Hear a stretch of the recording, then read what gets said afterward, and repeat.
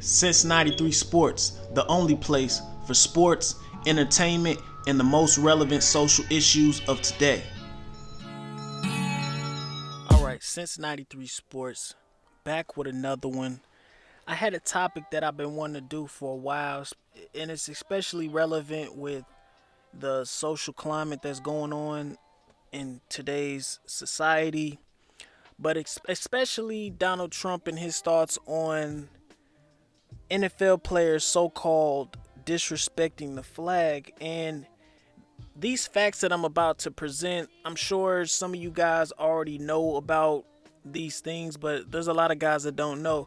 So for you guys that don't know, Donald Trump received 5 deferments during the Vietnam War. So deferments are basically an excuse, or it's basically a waiver so you won't have to be drafted. And there's a few waivers that you can get, or deferments that you can get, to keep you out of the war, keep you from being able to be drafted. So Donald Trump, he graduated from high school in 1964. So between 1964 and 1968, he was going to college. So those 4 years, every single year that he was in college, he was able to get a deferment for going to school. So, that's I guess respectable. He was going to school if it was treated that way across the board. Now, if everybody that was in school, was able to get a deferment, that's fine. But in those times, it wasn't accessible for everybody to go to school. Nowadays it's kind of more accessible, but in those days it wasn't really accessible to go to school. So that was something that maybe was only available to more wealthy families, so that would keep certain people out of school. So if you look at it in that respect, that's privilege. So during that time, he the guy 6'2", has an athletic build, and he's has a clean slate of health. And he's playing sports, he's playing football, he's golfing, he plays, playing tennis all through college, okay? Clean slate of health. But as you know, okay, you get the deferment for being enrolled in school, pursuing a degree. So in 1968, he graduates from college, okay? So he can no longer get deferments for going to school, okay?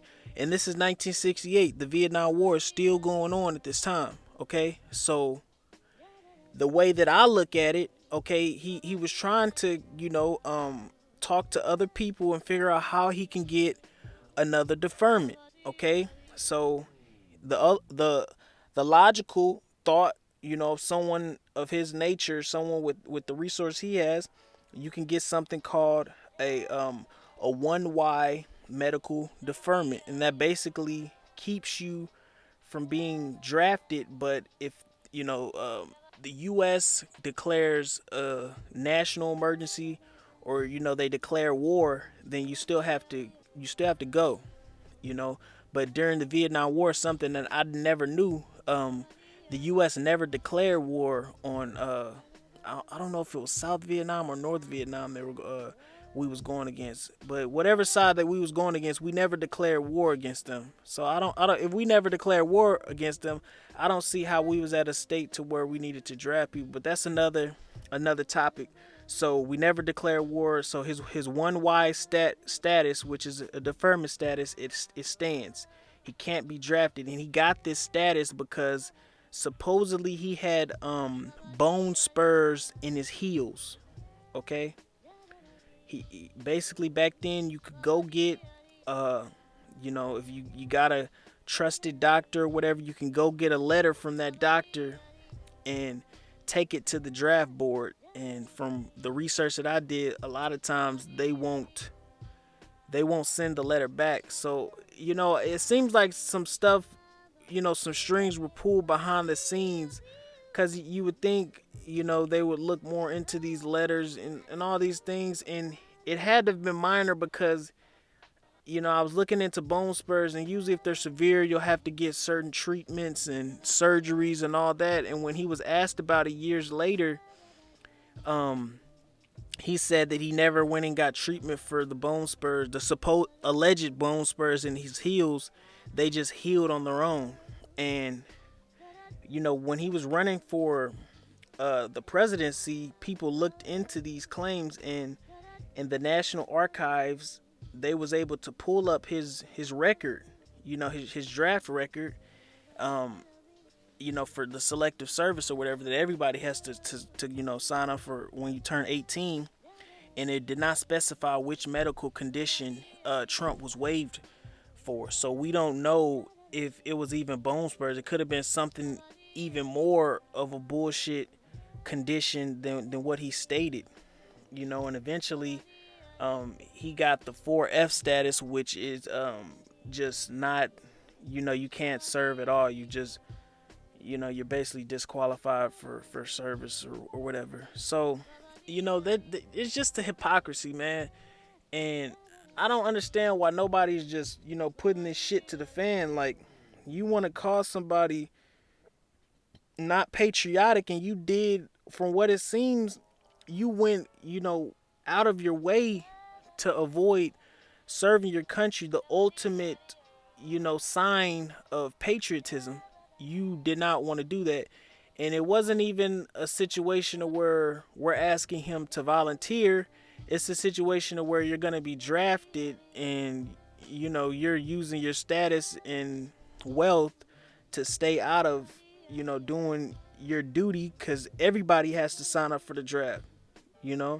And there were some people that were smart about how to get out of the draft in those times, and they used that to their benefit. I didn't know about all these student deferments and all this shit till I was looking into this, and it's crazy. So if you knew what you was doing, you could stay out of the draft.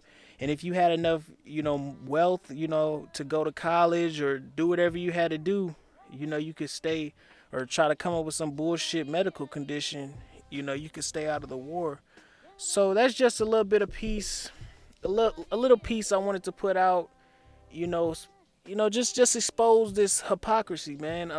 The man wants to claim that he's for people not disrespecting the flag, and this man got 5 deferments to not serve in the Vietnam War. And he one of the people who came out and said he didn't support the war. In my opinion, that's disrespecting your country, saying that you don't support what they're doing. He said he didn't support the war. So, it's just a hypocrisy, man. You went way out of your way to avoid serving your country, and this is the guy that's calling people SOBs and blah, blah, blah for disrespecting the flag, and you wouldn't even, do your duty and your true sign of patriotism, which was if you're, serve, for your war. You support the country so much, that's the least you could do is go to war for your country, right? If that's the narrative that we going off of. But anyway, that's my thoughts, man. I just want to put that out there. You can definitely research it. It's public knowledge. It's everywhere. All you gotta do is Google it, man, and you can definitely find reputable sources to back up, everything that I'm saying. And that's my thoughts, man. Make sure y'all like, comment, subscribe, and hit that bell icon to be notified when all my latest content drops. And I'm out.